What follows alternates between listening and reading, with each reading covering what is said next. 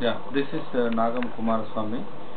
I'm a research scholar from Department of Political Science, and also I'm an office bearer for SCST Student Association of Osmania University.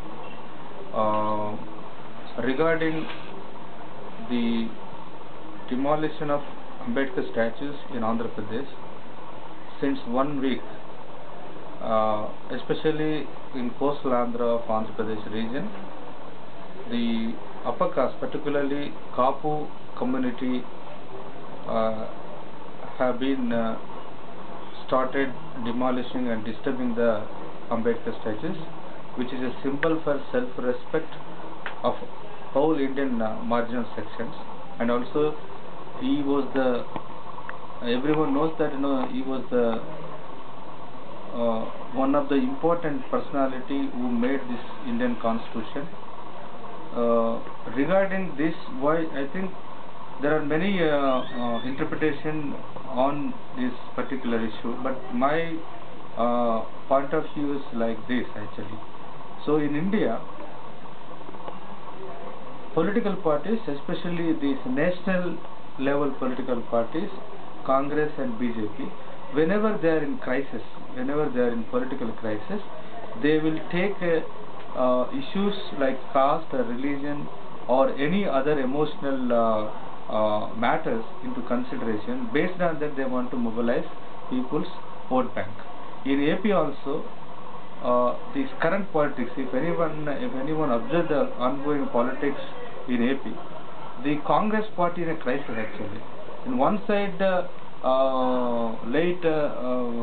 then Chief Minister of Andhra Pradesh, Rajashekar Reddy's son, Jagan Mohan Reddy, he is actually mobilizing his own community, particularly Reddy community, entire Andhra Pradesh, and majority of the Dalit intellectuals and Dalit political aspirants people are along with him. And then the Congress, now it is in a Congress, which is in Andhra Pradesh. If you say Congress, that means it's occupied and controlled by Reddys. But now the new scenario is something different actually. Now at the national level, Congress leaders are actually, to hold their party in power, they want to mobilize the Kapu, which is also numerically very important for the Congress party.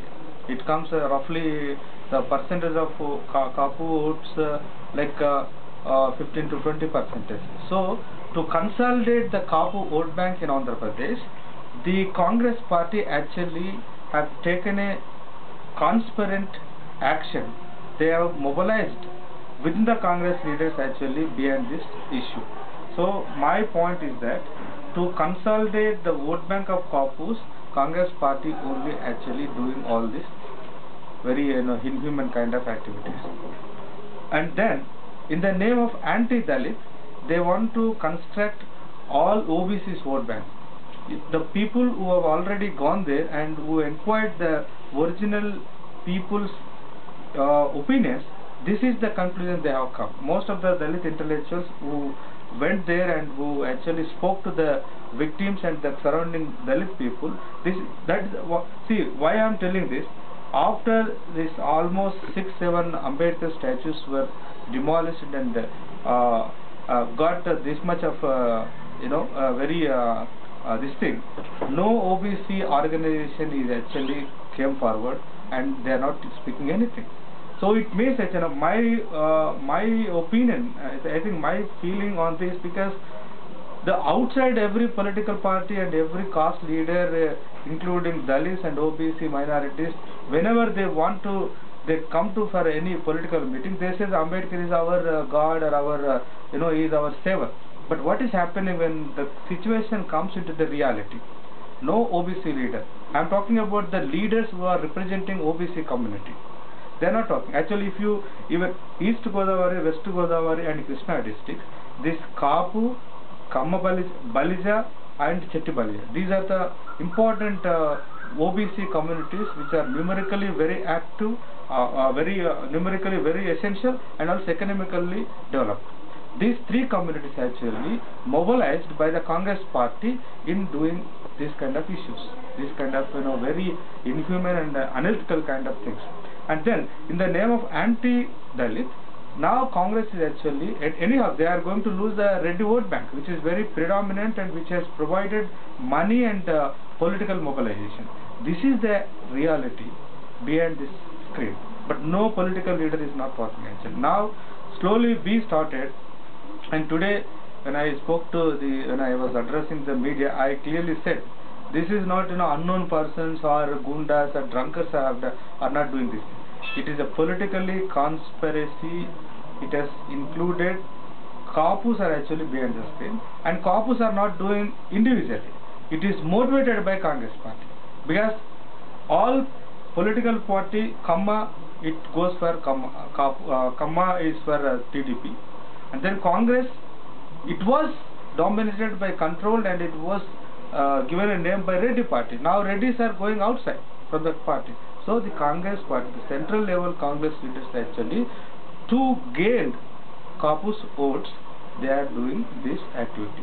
And in this, regarding the present situation, whatever the behind the screen politics, but being a Dalit, what we are doing, that is also important.